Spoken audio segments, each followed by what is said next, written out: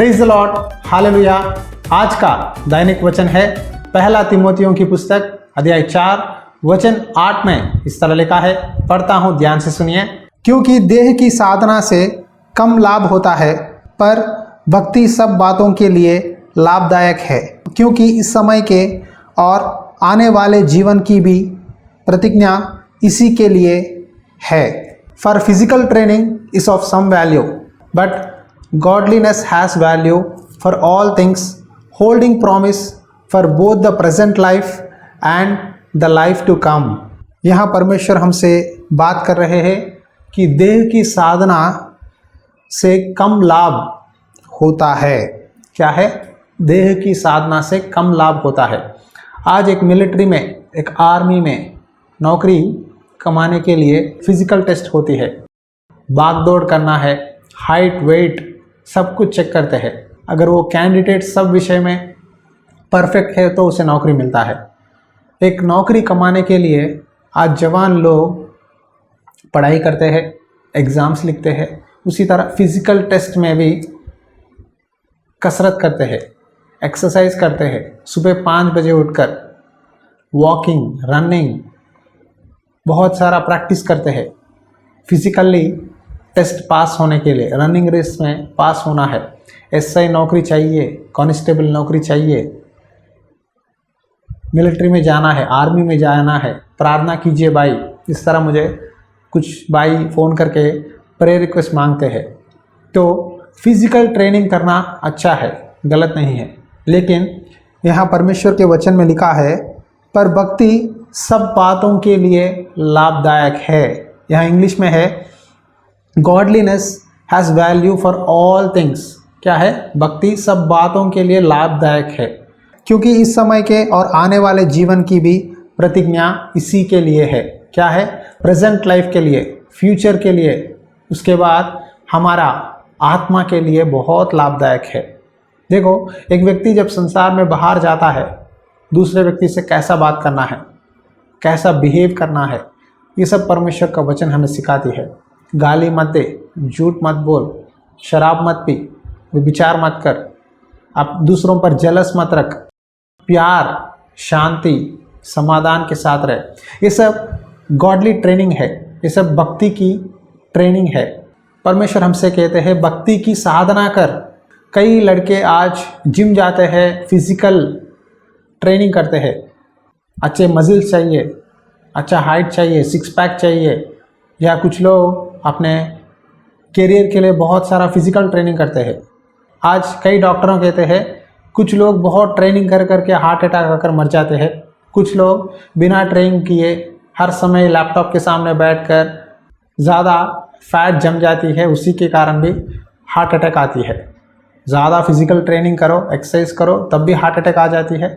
और दूसरी ओर कुछ लोग एक्सरसाइज नहीं करते, अपने शरीर की देखभाल नहीं करते, बैठकर हर समय कंप्यूटर के सामने काम करते हैं, उन लोगों को भी हार्ट स्ट्रोक आता है। तो इसे बैलेंस कैसे करें? भक्ति की साधना करो।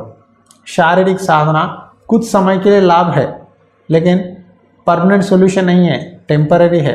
परमानेंट सॉल्यूशन ये है कि वचन पढ़ो, प्रार्थना करो, परमेश्वर की इच्छा जानो। परमेश्वर आपके जीवन में कौन से आशीर्वाद लाना चाहता है, क्या है मेरे जीवन में, अगले साल क्या करूं, मेरे जीवन में परमेश्वर की इच्छा क्या है। परमेश्वर की सेवकाई का बुलावट है मुझे, लेकिन सेवा नहीं कर सकता, क्यों? इस सवाल का जवाब पास्टर से मत पूछो, खुद से पूछो। क्या मैं अपनी भक्ति का साधना करता हूँ? क्या अच्छी तरह बाइबल पढ़ता हूँ, प्रार्थना करता हूँ, उपवास रहता हूँ, परमेश्वर की आवाज़ को सुन सकता हूँ? क्या मुझ में कोई कमियाँ हैं, गलती है, कहाँ सुधारना है? परख लो अपने आप को, टेस्ट करो, तब परमेश्वर आपसे बात करेंगे। देखो, मैं जब सेवकाई आने से पहले मैंने प्रार्थना किया, बहुत सारे साइंस चिन्ह मांगा परमेश्वर से और प्रॉमिसेस भी मांगा। एक दिन परमेश्वर ने मुझे फास्टिंग प्रेयर में ये वचन से बात किया है, देह की साधना से कम लाभ होता है, लेकिन भक्ति सब बातों के लिए लाभदायक है। मैंने पूछा, परमेश्वर मैं नौकरी करते सेवा कर सकता हूँ, इतने साल से पार्ट टाइम सेवकाई कर रहा हूँ, अब क्यों आपने मुझे फुल टाइम में बुलाया? तुम्हारी नौकरी टेम्पररी है, लेकिन जब तुम मेरी सेवा करोगे फुल टाइम में, तुम मेरे सेवकाई में आओगे तो अब तेरा फ्यूचर और आने वाले दिनों में तेरे द्वारा कई लोगों को वचन सुनाऊंगा और तेरी आत्मा के लिए लाभदायक है। ये बात परमेश्वर ने मुझसे कहा, सिर्फ शारीरिक चीज़ों के लिए नहीं, अपने परिवार के लिए नहीं, लेकिन मैं तुझे कई लोगों के लिए आशीष का कारण बनाऊंगा। तेरे फोटों के द्वारा मेरा वचन सुनाऊंगा, इसीलिए मैंने बुलाया है, तू मेरी बात मान। तब से लेकर मैं भक्ति में साधना करने लगा। भक्ति सब बातों के लिए लाभदायक है। जब परमेश्वर हमें वादा देता है उसे पूरा करता है। अब्राहम के साथ परमेश्वर ने वादा किया और परमेश्वर ने उसे पूरा भी किया। अब्राहम का नज़र इस शारीरिक चीज़ों पर, इस संसार पर, घर बनाने के लिए या पैसा कमाने के लिए, इन चीज़ों पर नहीं था। उसका नज़र, उसका मन परमेश्वर की इच्छा करने के लिए, परमेश्वर का वादा उसके जीवन में पूरा होना है। इसीलिए उसने एक यात्री की तरह अपना घर, मकान, गांव सब कुछ छोड़कर परमेश्वर ने कहाँ जाने के लिए कहा है वहाँ गया। ये आशा हम में रहनी चाहिए। उसका नज़र स्वर्ग पर था, स्वर्गीय वारिस बनना चाहता था। हमारा घर स्वर्ग में है।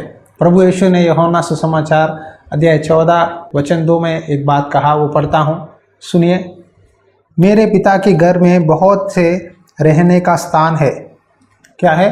मेरे पिता के घर में बहुत से रहने का स्थान है। हालेलुया। जी हाँ, हमारा घर स्वर्ग है, यीशु मसीह के पास है हमारा जीवन। ये संसार, हमारा जीवन, हमारा समय टेम्पररी। इसीलिए शारीरिक चीज़ों पर मन मत लगाइए, आत्मिक चीज़ों पर भक्ति में साधना करो, प्रार्थना करो, अच्छी तरह से अन्य भाषाओं में परमेश्वर से स्तुति करो, गीत गाओ, भजन संगीता पढ़ो, प्रार्थना करो, तब परमेश्वर आपकी सारे ज़रूरतों को पूरा करेगा। और कई लोग दुष्ट आत्मा से पीड़ित हैं, उस घर में आप परिवार लोग चेन प्रेयर करो, स्तुति करो, प्रार्थना करो, परमेश्वर की महिमा दो, तब वहाँ शैतान की शक्तियाँ, दुष्ट आत्माएँ भाग जाएंगी। ये बात सच है, आप एक बार कोशिश करके देखिए। जब सेवक वचन बताते हैं, वचन सुनकर क्लोज मत करिए। ये वचन सुनने के बाद फिर बाइबल निकालिए और ये वचन पढ़ो और इसका अध्ययन करो, तब परमेश्वर आपके बहुत सारे बातों से बात करेगा। जितने भी बातें मैं आपको बताऊं, लेकिन आप अपने आप से जब वचन पढ़ते हैं तो परमेश्वर और भी कई बातों को सिखाता है। ये मैंने सीखा है। आप चर्च जाकर वचन सुनते हैं, लेकिन जब आप 1 to 1 बाइबल पढ़ते हैं, परमेश्वर से वचन समझने की कोशिश करते हैं, पवित्र आत्मा बहुत सारे बातों को आपको सिखाता है। इसीलिए आपके अपने आप को ट्रेन करो, वचन पढ़ो, प्रार्थना करो, परमेश्वर की इच्छा जानो, तब परमेश्वर हर एक विषय में आपको मदद करेंगे और हर काम में आपको सफलता मिलेगी। बीमारियों से चंगा करेगा परमेश्वर। आपकी प्रार्थनाओं का जवाब परमेश्वर देता है।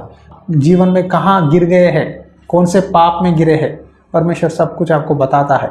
आपको ठीक करके एक पवित्र जीवन जीने के लिए परमेश्वर सहायता करेंगे। आंखें बंद करिए, प्रार्थना करेंगे। अनुग्रहकारी दयालु परमेश्वर, प्रार्थना करता हूँ पिता, आपने हमसे एक अच्छे वचन के द्वारा बात किया है। देह की साधना कम लाभ होता है, परंतु भक्ति सब बातों के लिए लाभदायक है। परमेश्वर, भक्ति की साधना करने के लिए मदद कर। इस संसार में हम जितना भी खरीदे, खाए, पिए, एक दिन प्रभु ये सब दूर हो जाएंगे, लेकिन जो भी काम हम तेरे लिए करते हैं वो सदा अनंत जीवन में तेरे नाम की महिमा के लिए हमें प्रभु तू तेरे वरदानों के साथ आशीष देगा। इस समय प्रार्थना करता हूँ, जितने भाई बहन आत्मिक जीवन में आगे बढ़ना चाहता हूँ, विश्वास में मजबूत होना चाहता हूँ, मेरे लिए प्रार्थना कीजिए। मैं परमेश्वर की इच्छा जानना चाहता हूँ, मैं परमेश्वर की सेवकाई करना चाहता हूँ। भाई प्रार्थना कीजिए। इस तरह बोलने वाले हर एक व्यक्ति को याद कर, उनको प्रभु फिजिकल ट्रेनिंग नहीं, स्पिरिचुअल ट्रेनिंग दे, गॉडलीनेस दे। अच्छी तरह से तेरी योजना को जानने के लिए मदद कर। तेरी इच्छा मेरे जीवन में पूरा होना है, इसीलिए मैं संसार में परमेश्वर ने मुझे लाया है। ये बात को ध्यान रखने के लिए सहायता कर। आज के दिन ये वचन सुनने वाले हर एक को तू छू ले, स्पर्श कर और चंगा कर। यीशु मसीहा नाम पे विनती करता हूँ पिता, आमीन। Praise the Lord. बहुत मेहनत के साथ, प्रार्थना के साथ ये वचन आपके सामने बता रहे हैं।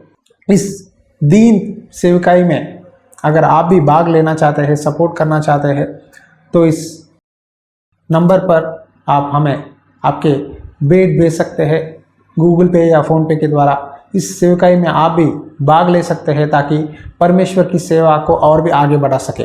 देखो, परमेश्वर की सेवकाई में बहुत सारे ज़रूरत है, लेकिन जो भी परमेश्वर हमें देता है परमेश्वर के लिए इस्तेमाल करते हैं, और जो है मेरे हाथ में उसी के साथ सेवा करता हूँ, इसी विश्वास के साथ आगे बढ़ रहा हूँ। इसीलिए प्लीज़ इस सेवकाई में सपोर्ट कीजिए और हमारे लिए प्रार्थना कीजिए, ताकि परमेश्वर की सेवकाई और भी आगे बढ़ा सके।